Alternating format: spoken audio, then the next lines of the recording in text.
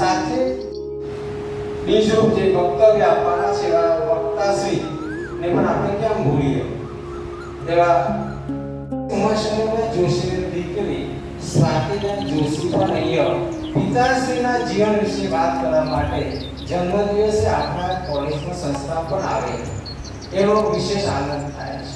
બીજું કે આ કવિશ્રી આ જન્મસ્થળ સાથે એનું સંવેદન જોડાયેલું છે. આ ઈડરના આ પ્રાકૃતિક સૌંદર્ય માત્ર અભ્યાસ કવિશ્રી ઉમાશંકર જોશીને કોટી કોટી વંદન નમન કરું અને આપણી કોલેજમાં વિઝિટિંગ તરીકે સેવાઓ બજાવે છે એવા શ્રી રાકેશભાઈ સાહેબ ઉપસ્થિત છે. તેમને નમ્ર વિનંતી કરું કે કવિશ્રીનું કાર્યક્રમ કરશું. મેં ગીત ગગનના ગાશું રે, અમે ગીત મગનમાં ગાશું, અમે ગીત ગગનના ગાશું રે, અમે ગીત મગનમાં ગાશું. કલ કલ પૂજન સુણી પૂછશો તમે, અરે છે આશું, અમે ગીત ગગનના ગાશું રે, અમે ગીત મગનમાં ગાશું. સૂર્ય ચંદ્રની દિયો હોલરી ઠારો નવલખ તારા, હથેળી આડી રાખી રોકો વરસંતી જલધારા. અમે સોળ સરિતમાં નાશું રે, અમે સોળ સરિતમાં નાશું, અમે ગીત ગગનના ગાશું રે, અમે ગીત મગનમાં ગાશું. પંખી માત્રને મૃનિવ્રત આપો, ચૂપ કરી દો ઝરણા, પૂરો મેરી મારી દય પર નરતંતા પ્રભુ ચરણા. પૂર મોકી મોગરા ગાશું રે, પૂર મોકી મોગરા ગાશું, અમે ગીત ગગનમાં ગાશું રે, અમે ગીત મગનમાં ગાશું. બારક હાલરડામાં ઘેરે યૌવન રસ ભર પ્યાલા, પ્રૌઢ ભજન બણકાર ચહે, આપે કોઈ મત વાલા. અમે દિલ દિલ ને કઈ પાશું રે, અમે દિલ દિલ ને કઈ પાશું, અમે ગીત ગગનના ગાશું રે, અમે ગીત મગનમાં ગાશું. કલ કલ પૂજન સુણી પૂછશો તમે, અરે છે આશું, અમે ગીત ગગનના ગાશું રે, અમે ગીત મગનમાં ગાશું. શુભ સવાર. કવિ શ્રી ઉમાશંકર જોશી વિશે એમના પ્રકૃતિ ગીતને, પ્રકૃતિ ગાનને ભાઈ રાકેશભાઈએ જે આપણે વિઝિટિંગ લેક્ચરર તરીકે આવે છે સુંદર રીતે રજૂ કર્યું. પ્રકૃતિની આજુબાજુ આપણે બધા જ રહીએ છીએ, આપણી આજુબાજુ પ્રકૃતિ છે, પણ એને કેવી રીતે પંક્તિઓમાં કંડારી છે કવિ શ્રી ઉમાશંકર જોશીએ એની સુંદર રચના રાકેશભાઈ આપણને સંભળાવી.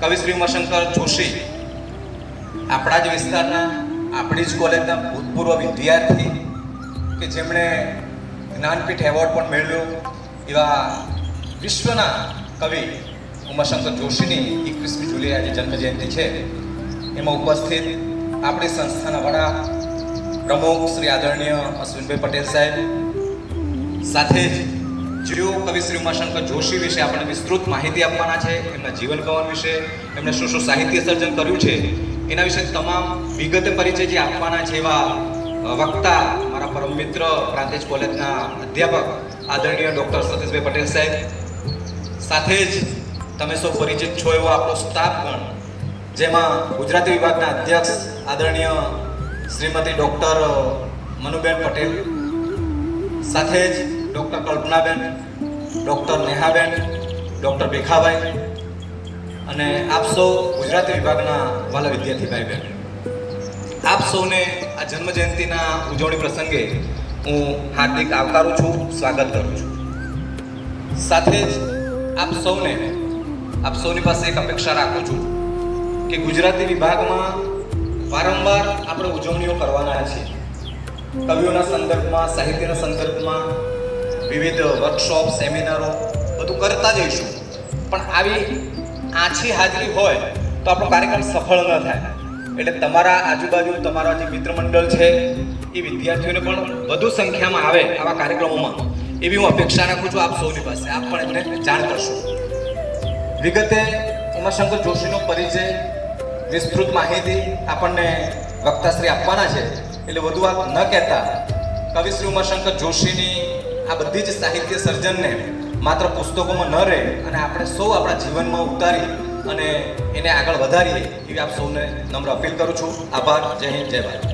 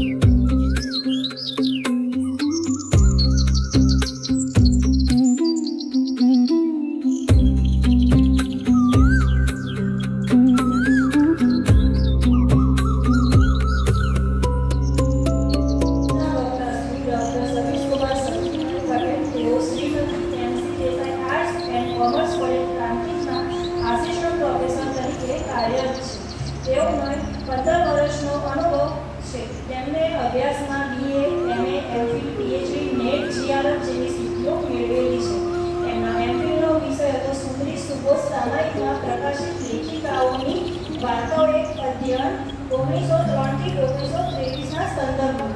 તેનો પીએચડીનો વિષય છે ગાંધી વિચાર પ્રભાવિત ગુજરાતી ટૂંકી વાર્તા એક અધ્યાય પ્રમુખ વાર્તાકારના સંદર્ભમાં.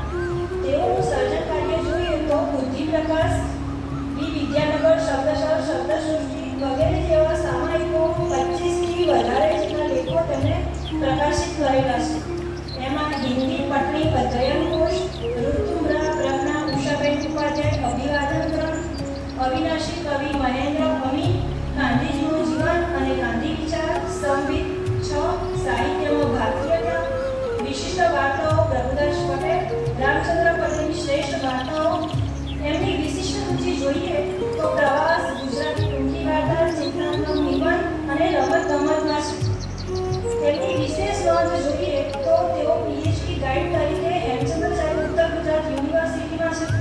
હેમચંદ્રાચાર્ય ઉત્તર ગુજરાત યુનિવર્સિટીમાં ગુજરાતી વિષયના બોર્ડ ઓફ સ્ટડીમાં તેઓ સભ્ય છે. 2 વર્ષ રિસર્ચ ફેલો તરીકે ગુજરાત વિદ્યાપીઠ અમદાવાદ ખાતે કામગીરી કરેલી છે. યુજીસી પ્રેરિત ઇન્ટરનેશનલ અને નેશનલ સેમિનારમાં 50થી વધારે તેમના શોધ પેપરો પ્રકાશિત થયેલા છે. આનંદ અધ્યાપક સંઘના તેઓ હાલના મંત્રી છે. અખિલ ભારતીય સાહિત્ય પરિષદ સાબરકાંઠા એકમના મહામંત્રી તરીકે તેઓ કાર્યરત છે.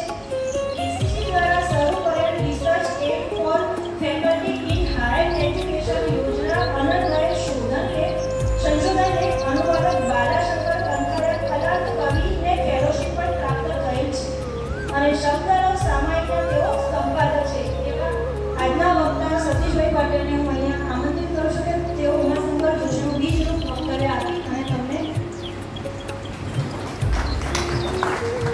ઉમાશંકર જોશીના જીવનનું જન્મ એ પરિચય આપવા અને એમના વિશેષતાઓ વિશેનો આપણને માર્ગદર્શન આપશે એવા આજના મુખ્ય વક્તા ડૉક્ટર સતીશભાઈ પટેલ,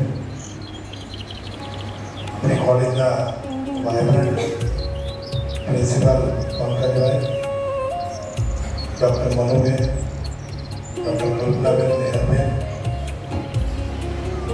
વિશેષ કરીને ઉપસ્થિત સર્વ વિદ્યાર્થી મિત્રો, 1 કલાક એક જ સમયે એક જ વ્યક્તિના પ્રવચનમાં બેસવું પણ એક યોગ છે અને યોગનો પ્રયોગ આપ કરશો તો હંમેશા સફળ થશો. કારણ કે ક્યાંક બેસશો તો શીખવા મળશે, જો ભણતા રહેશો તો કશું મળશે નહીં અને જીવન નિષ્ફળ થશે. ઉમાશંકર જોશી નો અભ્યાસ સાહેબે વાત કરી. આપણા ઇન્ટરમાં હોસ્ટેલ હિંમત હોસ્ટેલમાં રહેતા હતા, સર્વતા હાઈસ્કૂલમાં એમને અભ્યાસ હતો. જ્ઞાનપીઠ એવોર્ડ એમને મેળવ્યો છે. ગુજરાતની કવિતાઓના મહાન સાહિત્યકાર. ઉપરથી 3 વાતો મુજે મળ્યા, હૈયું, મસ્તક અને હાથ બહુ દીધો, ચોથી નથી જોઈ તો ભગવાન મારે. એટલે આટલી વસ્તુ આપણને ભગવાને આપી છે, એનો આપણે જો સદુપયોગ કરીએ તો સ્વાભાવિક રીતે બાકીની વસ્તુની જરૂર ન પડે. એ વાક્ય આપણે આજના દિવસે મનમાં ઉતારી, વિશેષ કરીને સતીશભાઈ વાત કરવાના છે. પણ પ્રેસિડેન્ટશ્રીએ વાત કરી એમ આપની હાજરી નિયમિત રહે ક્લાસરૂમમાં રહે.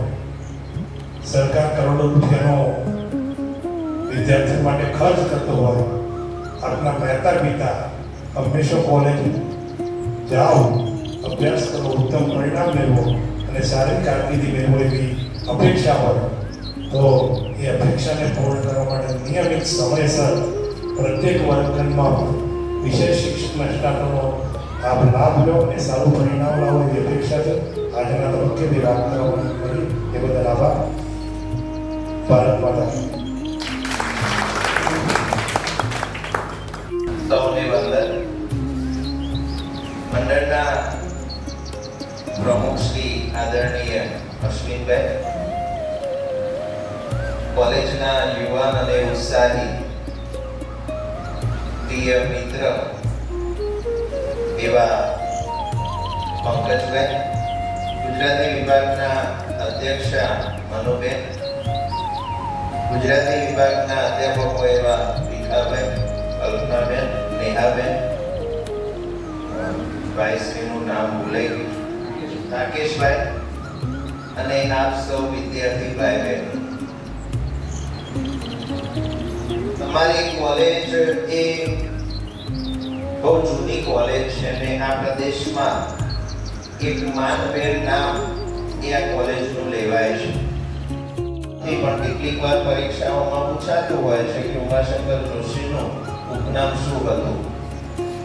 હું અહીંયાથી જે કંઈ વાતો કરીશ એ તમારે આગળ તમે ટેટ ટાટ કે તલાટી કે ક્લાર્કની પરીક્ષા આપો છો કે કોઈ બીજી પરીક્ષા આપો છો તેમાં એમસીક્યુ પ્રકારના જે પ્રશ્નો આવે છે એમાં ક્યાંક ઉપયોગી થશે એની ખાતરી આપું છું.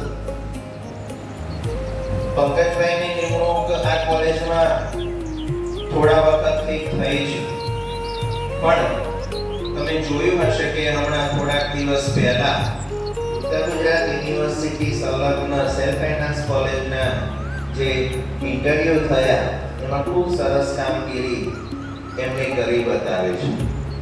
એમની અંદર અકૂટ શક્તિઓ પડેલી છે. અધ્યાપક તો ઠીક છે, પણ તમે પણ તમારું કોઈ કામ લઈને જશો કે સાહેબ અમારે આ કરવું છે તો એની ના નહીં હોય એની ખાતરી હું આપું છું, પણ ઉત્સાહ તમારે બતાવવો પડે.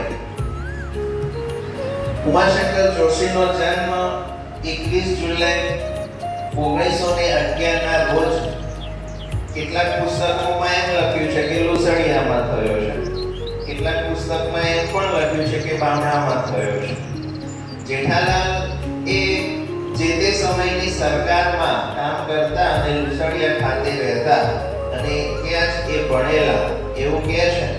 પછી જે છપ્પનિયા દુકાનની વાત આવે છે, માનવીની ભવાઈની અંદર પણ એનું વર્ણન આવે છે. તો એ સંવંત 1956માં એ દુષ્કાળ પડેલો અને લુસડિયા છોડી અને બામણા તેઓ વસવાટ અર્થે આવ્યા એવું પણ કહે છે.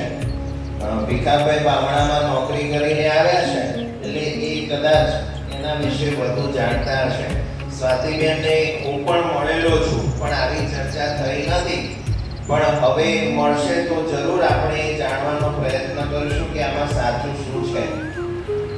એમનું મોસાળ વાંકાનેર ગામ, તમે અહીંયાથી ગામોએ જાઓ એટલે વાંકડા જોડેથી એક પર્વતમાળા શરૂ થાય છે.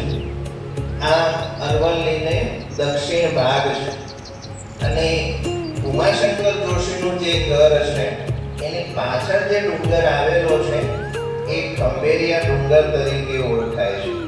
જો વ્યક્તિના વિકાસમાં પ્રકૃતિનો બહુ મોટો ફાળો હોય છે, તમે એને કેવી રીતે સમજો છો, તમારા સ્વભાવમાં, તમારા વર્તનમાં, તમારા વ્યવહારમાં પ્રકૃતિનું એક મોટું સ્થાન રહેલું છે.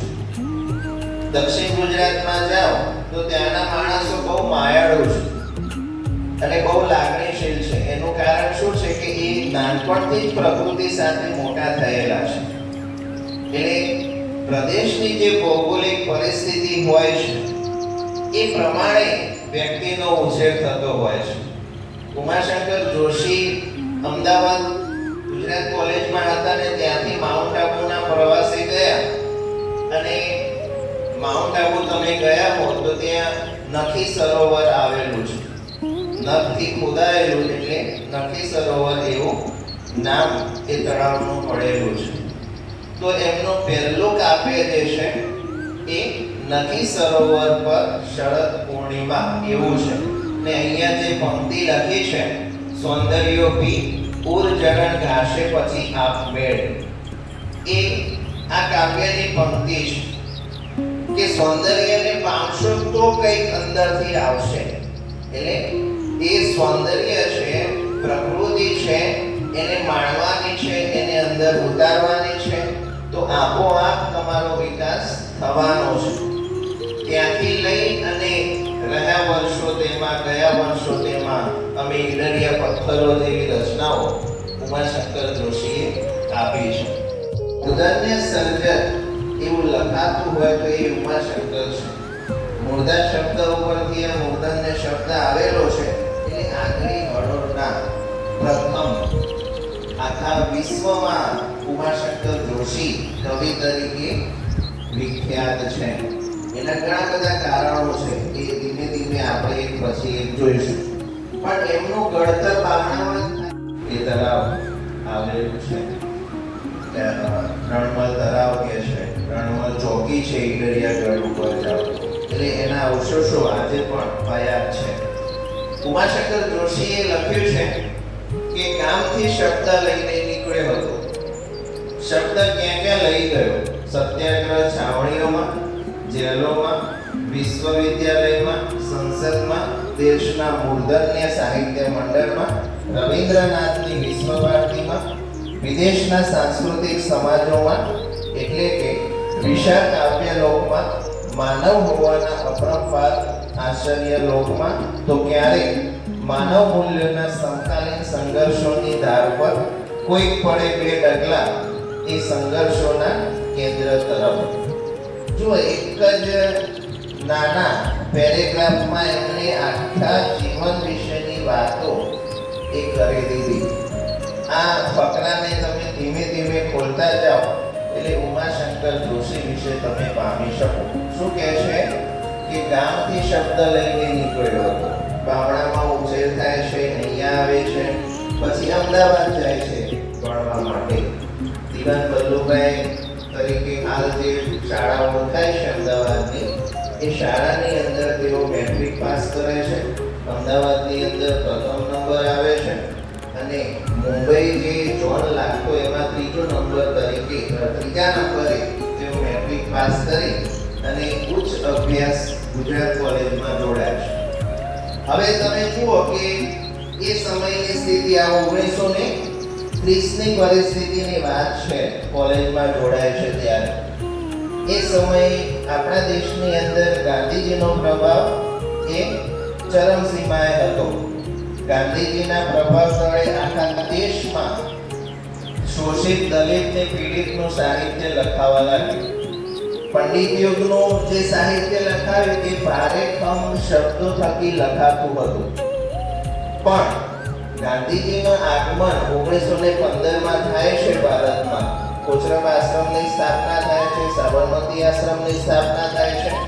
એ પછી એના પ્રભાવ નીચે ગુજરાતી સાહિત્ય આવે છે અને દલિત શોષિત પીડિતનું સાહિત્ય લખાવાનું શરૂ થાય છે.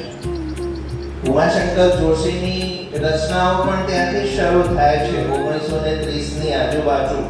અને 1931માં વિશ્વ શાંતિ નામનું એક કાવ્ય લખે છે. તમારા બધાની ઉંમર 17 વર્ષની થઈ હશે. કોઈ 17 વર્ષથી નાનું આ હોલમાં બેઠું નહીં. બધા ગુજરાતી વિષયના વિદ્યાર્થી છો? બધા.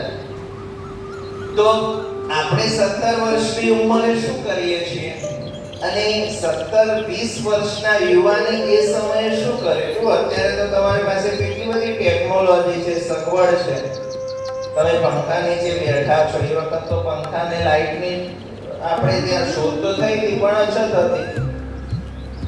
તમારી પાસે અત્યારે વિશ્વનું ખૂણાનું ક્યાંય પણ કંઈ પણ પડેલી માહિતી તમે મોબાઈલ દ્વારા એને મેળવી શકો છો. આટલી સગવડો વચ્ચે પણ આપણે શું કરીએ છીએ એક વિચારવા જેવું તો છે. એટલે 17 વર્ષની ઉંમરે પહેલો કાવ્ય લખે છે અને 20 વર્ષની ઉંમરે તો વિશ્વ શાંતિની વાત કરે છે. ભારતની શાંતિની વાત નથી, ગુજરાતની વાત નથી, વિશ્વ શાંતિની વાત કરે છે. અને આ વિશ્વ શાંતિ કેમ આવે છે? તો એમની નજર સમક્ષ એક વિશ્વ યુદ્ધ પસાર થયેલું. ત્યારે તો એ નાના હશે પણ એના વિશેના કાવ્યો કે લખાણ એ વિશ્વમાં થયું ને એની અસર એમના ઉપર પડી હોય, એમને ક્યાંક વાંચ્યું હોય કે ક્યાંક જાણી હોય. અને આપણા દેશમાં જે પરિસ્થિતિ હતી ગાંધીજીના પ્રભાવમાં ઉમાશંકર પણ આવે છે અને પરિસ્થિતિને જોઈને વિશ્વની શાંતિની વાત કરે છે. અને એ એટલે સુધી કહે છે કે આ પૃથ્વી ઉપર જીવનાર વ્યક્તિ કે પશુ કે પંખી જો એક પણ દુઃખથી ડૂબાય છે, હિંસાથી હણાય છે, તો ત્યાં સુધી આ વિશ્વમાં શાંતિ આપવી અશક્ય છે. એવી સરસ મજાની વાત એ વિશ્વ શાંતિ થકી લઈ આવે છે.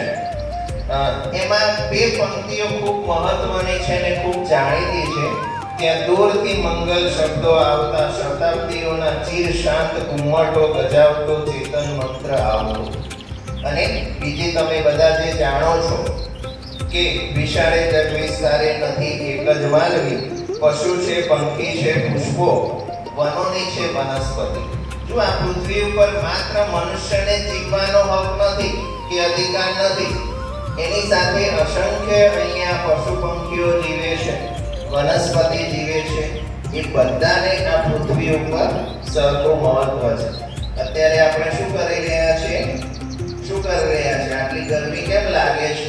તો આપણે પ્રકૃતિને જતનની જગ્યાએ એનો વિનાશ કરી રહ્યા છે. જંગલ ઓછા થતા જાય છે, ઝાડ ઓછા થતા જાય છે.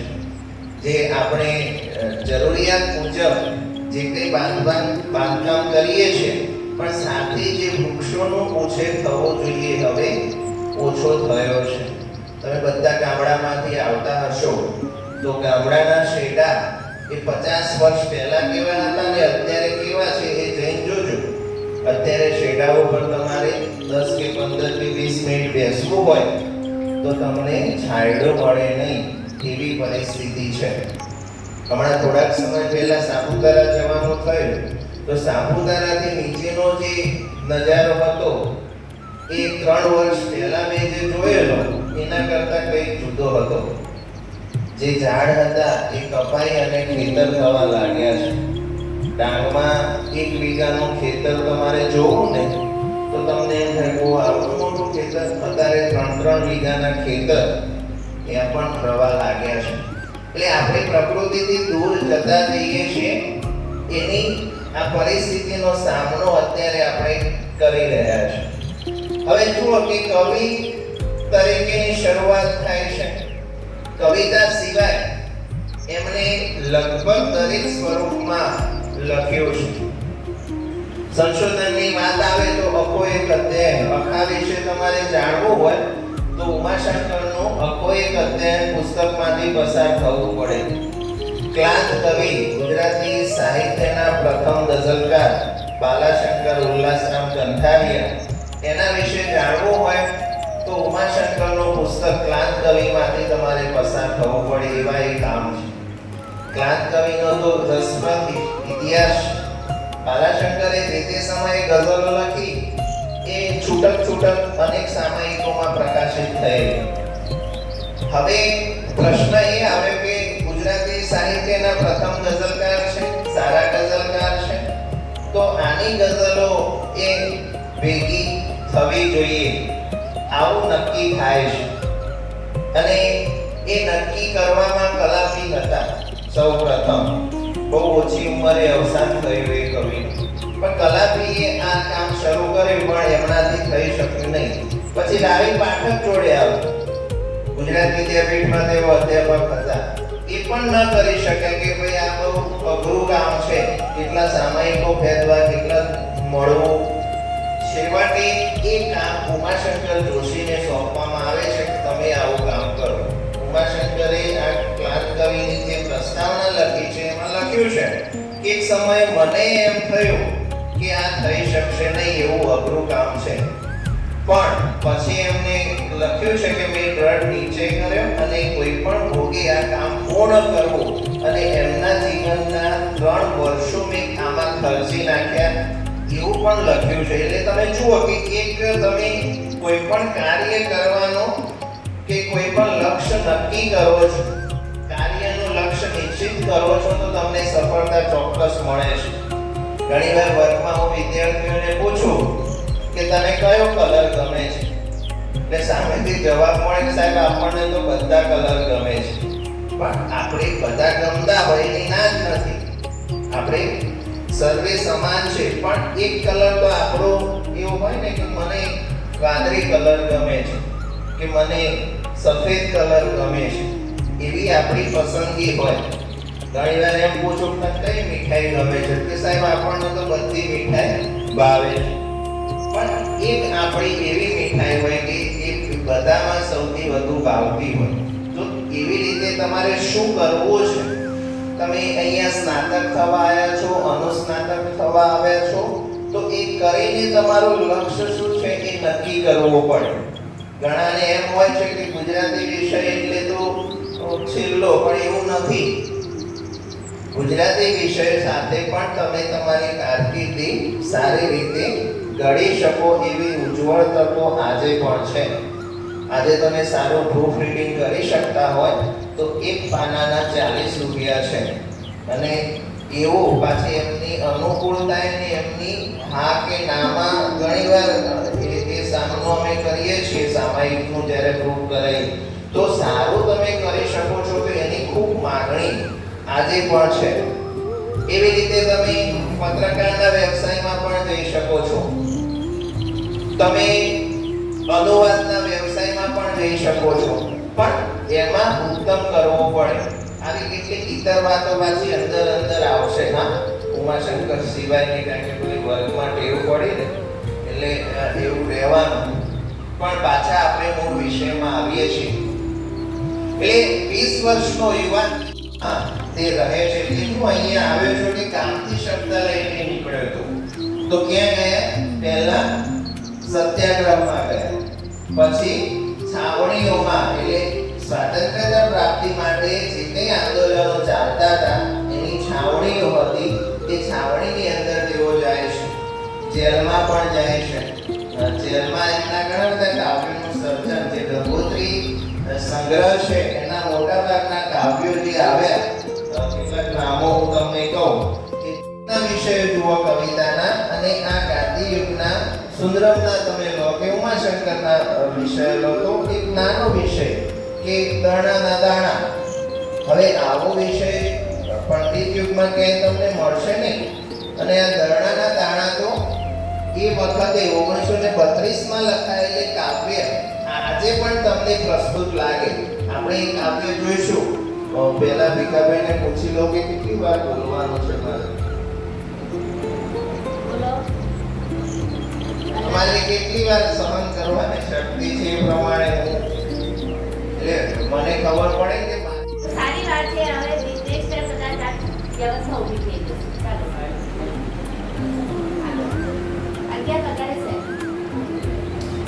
આપણે 11 વાગ્યા સુધી બેસીશું.